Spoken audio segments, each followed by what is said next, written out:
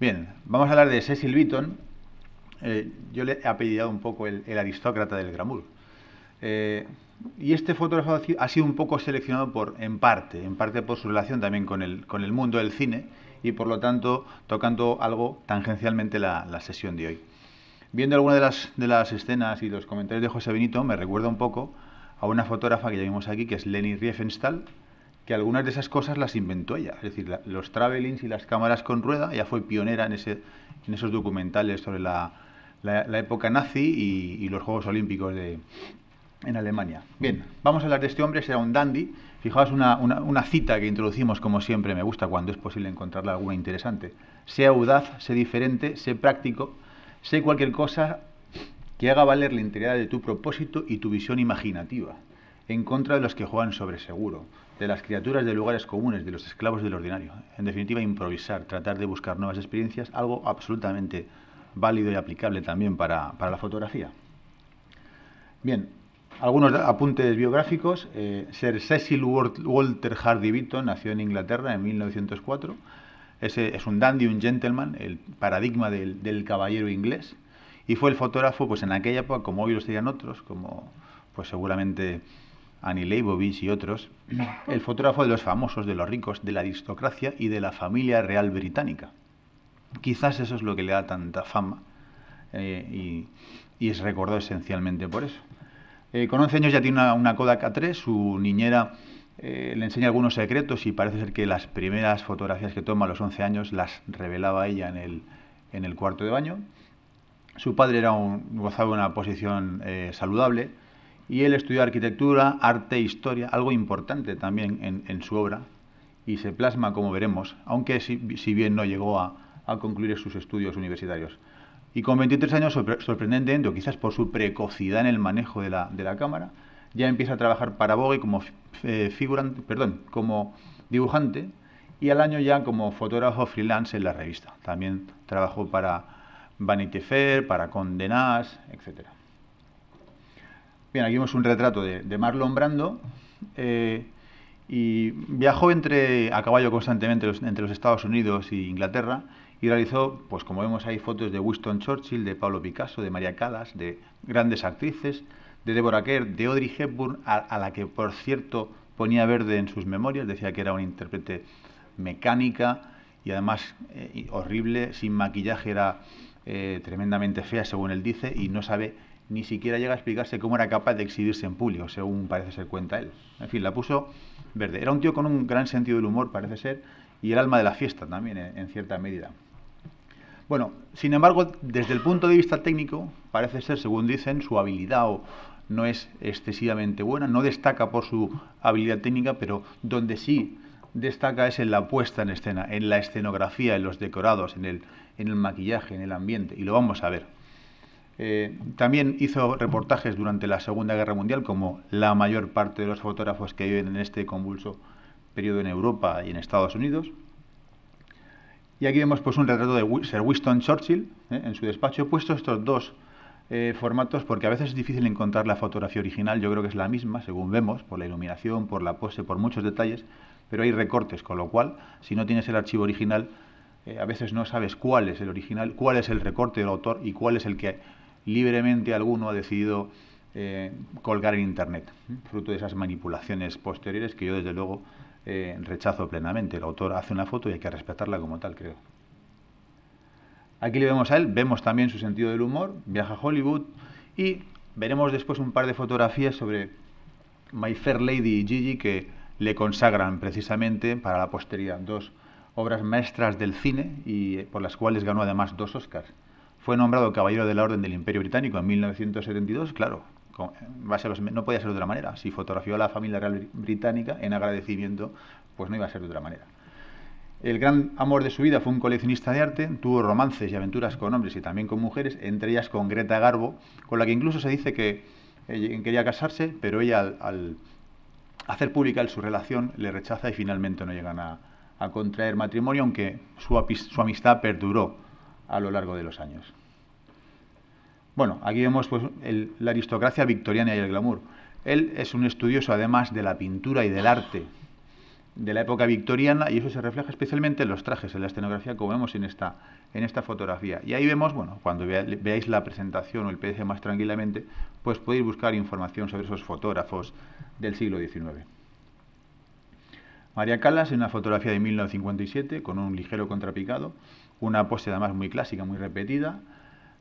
Esta fotografía de 1930, fijaos, cuando la vemos a continuación, la campaña de Freixenet de las burbujas, desde luego, a mí me recuerda mucho y parece que está inspirada en esta época, en estas fotografías y otras probablemente similares. Gilles André, de 1932. A mí fijaos en el... Bueno, de aquí podríamos comentar muchas cosas sobre la pose, el gesto, la iluminación, pero especialmente nos vamos a fijar en las manos. Y a lo mejor a alguno le recuerda algo esa pose de las manos. En la siguiente diapositiva lo vamos a ver. La de la derecha, Alfred Stieglitz, las manos de la pintora Georgia Coffey, que era su mujer. Fijaos que están clavadas. Con lo cual la fuente de inspiración recíproca entre fotógrafos, pues como vemos, también nosotros podemos nutrirnos y aprovecharlo para nuestras propias fotografías.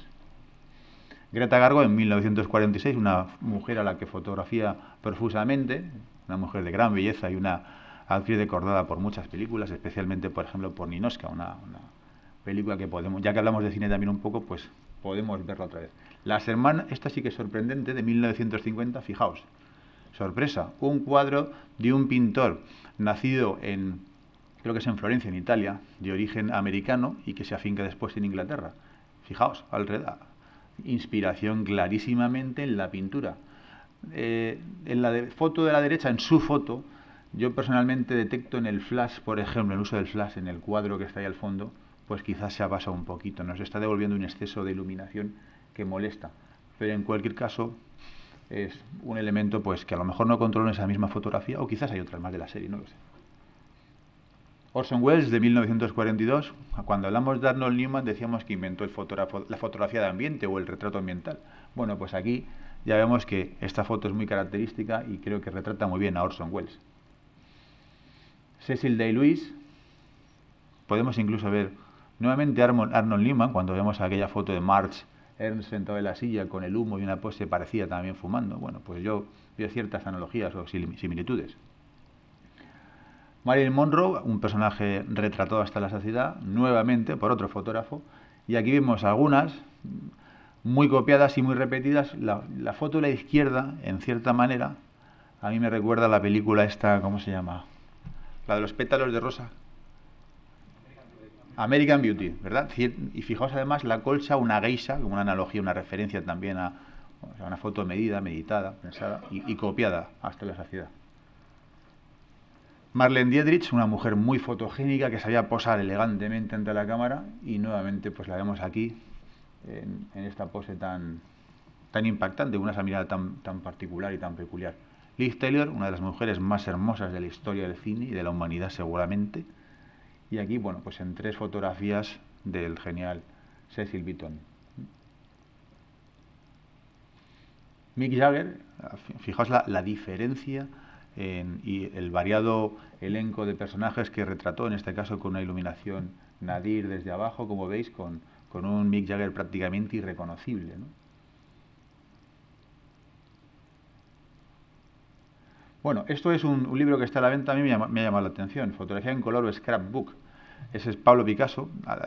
Tiene otros retratos de Pablo Picasso, sin embargo a mí los que más me gustan son estos dos que están en la página de este libro. Estos 2 retratos me gustan, especialmente en la derecha, que inmediatamente, pues uno enseguida, aunque no conozcas, nadie haya conocido, imaginemos una persona que no conoce a Pablo Picasso, pues iba a saber quién es.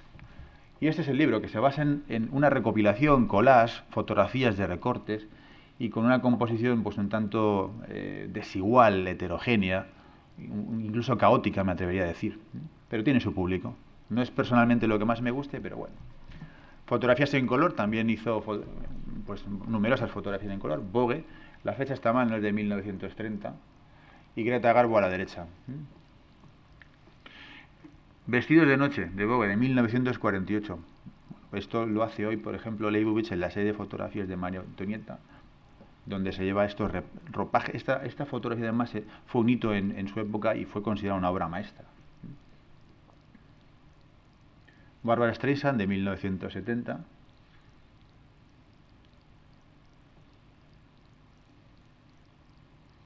Pasamos a la siguiente. Isabel II y la familia real británica. Aquí tenemos una hoja de contactos. Fue el fotógrafo oficial de la familia real británica y de Isabel II. Y en la siguiente vamos a ver incluso cómo fotografía a la propia Isabel II desde joven. Ahí cuando es abuela, pues ese supongo que será el príncipe Carlos. No lo puedo confirmar. Y en la siguiente vamos a ver el día de la coronación con el príncipe Eduardo y la propia Isabel II en ambas fotografías. Y seguro esto le valió el ser concedido el mérito de caballero de la orden Sir Wolsey. Beaton y el cine, fijaos aquí tenemos un retrato donde él destacaba también por su manejo del pincel, del dibujo. Y esta es Audrey Hepburn y Rex Harrison en My Fair Lady, una película que tuvo, pues no sé si son 4 o 5 Oscars, y a él le reportó uno precisamente por el diseño del vestuario. Algunas de las fotos, es más, fijaos que en algunas, especialmente en el centro, vemos la sombra, y es un recurso que se utilizaba bastante, el uso de las sombras en la fotografía, aunque a nosotros hoy a lo mejor nos choca, nos llama la atención, incluso en la foto de la izquierda, que la vemos contra el fondo. Es un recurso que se utilizaba mucho en el cine de los años 20, de los años 30, y vemos en muchas fotografías, si recordamos autores clásicos, Steichen y algunos, vemos también ese recurso, cómo se utiliza con frecuencia. Y la sin par Audrey Hepburn. Muchos de estos retratos son planos en los que no está de cuerpo entero y ha cortado las rodillas, ha cortado el paraguas. Hay a mí algunas poses que no me convencen, personalmente. Pero desde luego el gesto, la mirada, la belleza, la dignidad, la prestancia, la elegancia creo que Audrey está por encima de cualquier cosa, ¿no? Según dicen, la única mujer del mundo que es elegante incluso con unas chanclas, ¿no? O con unas, ¿cómo le llaman esto? Las zapatillas sin tacón, ¿no? Manoletinas. Bueno, esto es otra web donde podéis ver fotografías de él, como siempre me gusta, y además son de bastante calidad, tienen bastante resolución y podéis recrearos un poco con algunas de sus imágenes. En definitiva, dice, todo lo que quiero es lo mejor de todo y de eso queda muy poco, ¿no? Y con esto, pues, esta es una foto de Arnold Newman, que retrata a Cecil Beaton en su ambiente aristócrata, muy en la línea como vemos, cada vez que hacía un retrato lo clavaba. Y enseguida vemos que es un dandy, que es un caballero, que es un aristócrata, un gentleman. Y con esto pues hemos dejado con Cecil Beaton, espero que profundicéis y gracias Alberto por su tiempo. Muy bien, muchas gracias.